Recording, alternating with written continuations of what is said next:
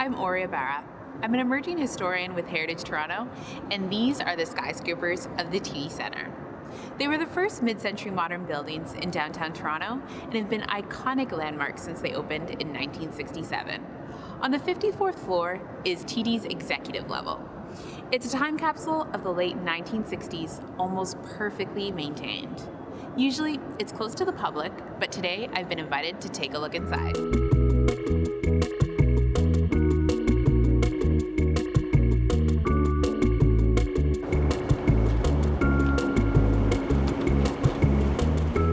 Hi, I'm Ori. Hi, I'm Dora. Nice to meet you, Ori. Nice to meet you.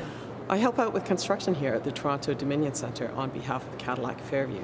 Welcome to the Toronto Dominion Bank Tower. Happy to be here. So the TD Bank complex was designed by one of the most influential architects of the 20th century, Mies van der Rohe. At the time of the tower's construction in 1967, it was the tallest building in the Commonwealth. There was nothing else like it in the city. It was the first tower constructed of glass and steel, and it changed the city's skyline forever. We are going to the 54th floor, where the TD Bank has carefully conserved it in order to be true to Mies' vision. Let's do it.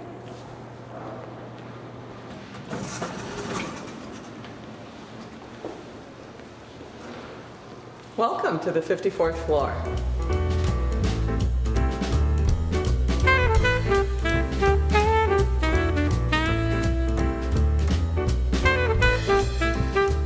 We're in the reception area where board members, executives, and guests would have entered the space. It's essentially the same as it was in 1967 when it opened. The oak panels, the furnishings, the floor. One of my favorite things about this area is the travertine floor. Wow. It's the same stone that you would have seen on the ground floor walls. All of the stone comes from a quarry just outside of Rome, Italy, and was shipped to Canada and assembled on the floor so that the veining runs in one continuous direction for almost 150 feet. That's incredible. Please have a look at the rest of the floor. I will.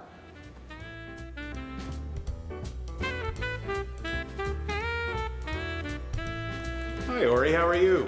Good, how are you doing? Great. My name's Graham Mitchell. I'm the manager of executive dining and event services at the bank. Welcome to the boardroom. What a gorgeous table. It's not so bad. It's actually 36 feet long.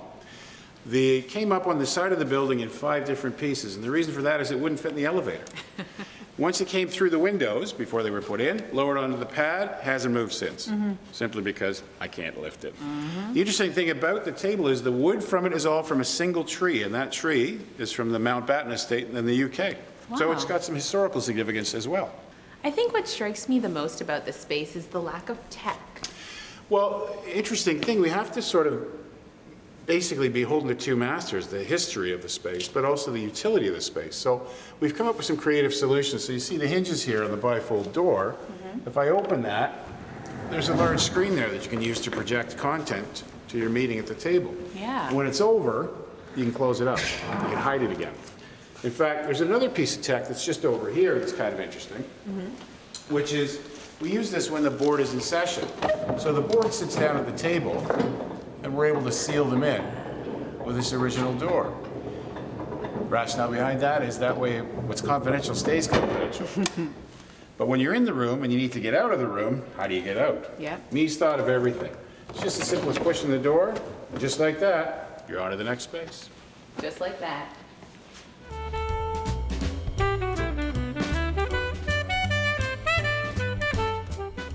Hi, Ori. Hi. I'm Chris Bateman from Heritage Toronto, and welcome to the Lambert Room.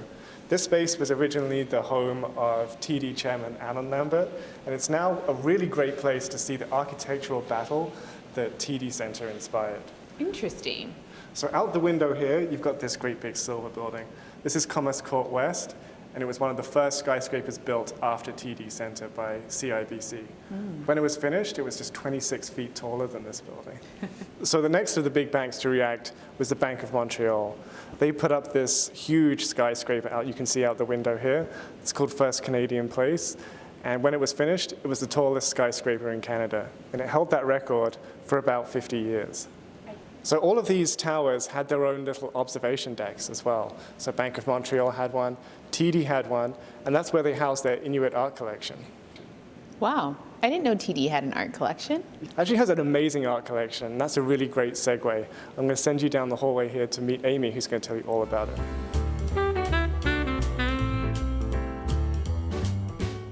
Hi, Ori. How are you? Good, how are you doing? I'm great, thanks.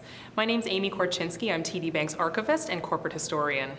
Great. I'm excited to hear about TD's art collection. Let's take a seat and talk about the collection a bit more. So TD has a remarkable collection of Indigenous and contemporary Canadian artwork. Over 6,000 works in the collection now. Wow. Architect Mies strongly recommended to the bank that the executives purchase works of international significance when looking to fill these buildings as they reach completion.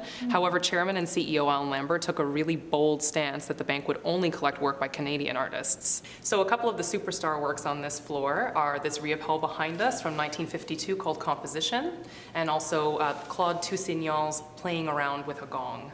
But I'm most thrilled to see women artists represented on this floor for the first time ever. There is a Deanna Bowen on display for the first time ever, as well as works by Françoise Sullivan and Rita Lentendre, both of whom were contemporaries of Riopelle. So does TD ever open up its art collection for public viewing?